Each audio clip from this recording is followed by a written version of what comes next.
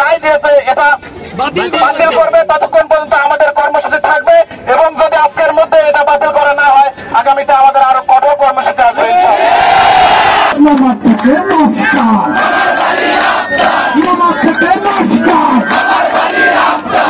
আমাদের দাবি আদায় করার দায়িত্ব কাদের? আমাদের না।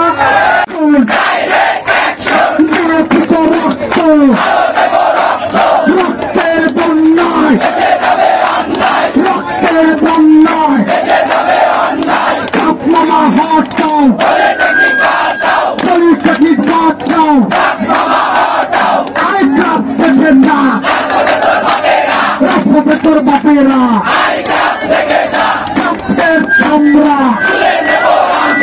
অবৈধ প্রদর্শন মানি না মানব না, মামা থেকে নমস্কার, মামা থেকে নমস্কার, কারো এই হাতিয়ার করছে উঠুক আরেকবার, অবৈধ প্রমোশন আমি কে তুমি কে, আমি কে তুমি কে, অস্তিত্বের লড়াইয়ে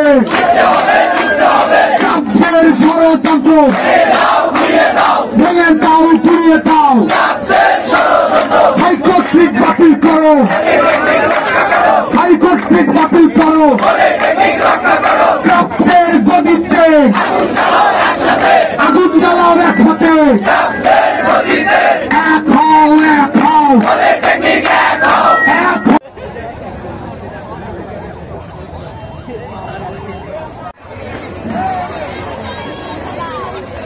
এটা আমরা আজকে নতুন দাঁড়াইনি,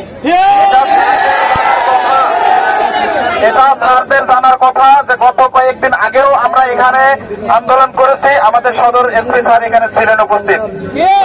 আমরা এটা আর বলতে রাজি নই যে আমরা এখানে কেন দাঁড়াইছি, স্যারদের স্পষ্ট করে জানা উচিত। তবুও আমরা বলতে চাই আমরা যে রাজপথে দাঁড়াইছি সেটা হলো কারিগরি অস্তিত্ব রক্ষার জন্য আমরা রাজপথে দাঁড়াইছি। আমাদের কারিগরি শিক্ষা নিয়ে যখন ষড়যন্ত্র করা হচ্ছে, কারিগরি শিক্ষাকে বিলীন করার ষড়যন্ত্র করা হচ্ছে, এই কারিগরি শিক্ষাকে আমরা রক্ষা করার জন্য, কারিগরির অস্তিত্বকে রক্ষা করার জন্য আমরা আজকে রাজপথে দাঁড়াইছি।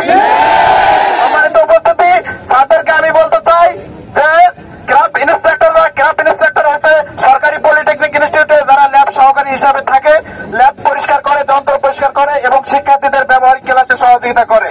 তারা এসএসসি বা জিএসসি পাস করে এসে এই ক্রাফট ইন্সপেক্টর হয়েছে জেনারেল থেকে, কিন্তু তারা এখন হাইকোর্টে রিট করেছে যে তারা সরকারি পলিটেকনিক ইনস্টিটিউটে জুনিয়র ইন্সপেক্টর হওয়ার জন্য দাবি জানাইছে। এটা সম্পূর্ণরূপে অযৌক্তিক। আপনারা যেই জন্য নেমেছেন এই জন্য আমি ব্যাখ্যা করার জন্য মানে এখানে এসেছি যে আপনারা রিটের যে কপিটা সেটা কিন্তু হয়তো আপনাদের কাছে সঠিকভাবে এটার মেসেজটা পৌঁছায় নাই।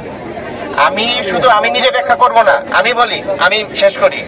আমি এখানে শুধু আমি ব্যাখ্যা করব না, আজকে আমি এখানে আমাদের সচিব কারিগরি এবং মাদ্রাসা শিক্ষা বিভাগ, বাংলাদেশ শিক্ষা মন্ত্রণালয়, তিনি সরাসরি আপনাদের সাথে ভিডিও কলে কথা বলবেন।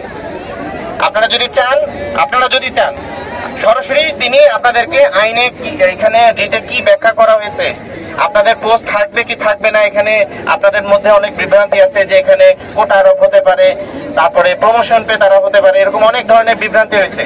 তিনি সকল বিভ্রান্তি আপনাদের এখানে দূর করে দিবেন। আমি কি বুঝাতে পেরেছি? আপনাদের বিভ্রান্তিগুলো দূর হবে। এখানে কোনো আপনাদের পদগুলোকে বা আপনাদের অধিকারকে ক্ষুণ্ণ করে এখানে কোনো কাজ করা হবে না, বা হাইকোর্টে এটা কোনো রিট দেয়ও নেই। আর হাইকোর্টের বিষয় আপনারা চাইলে অবশ্যই সেটা আইন কানুনের মাধ্যমে লিগ্যাল প্রসেসে আপনারা যেতে পারেন, কোনো সমস্যা নেই।